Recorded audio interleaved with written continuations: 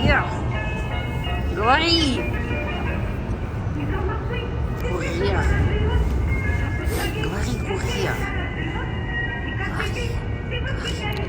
Пришлось спуститься в метро. Иногда бывает, чтобы добраться домой, самый оптимальный и конкретный путь это с помощью метро. Метро я не очень люблю. Метро можно воспользоваться только если это время стремится к после полуночи. А до этого метро невозможный транспорт. Но иногда бывает необходимо спуститься в метро.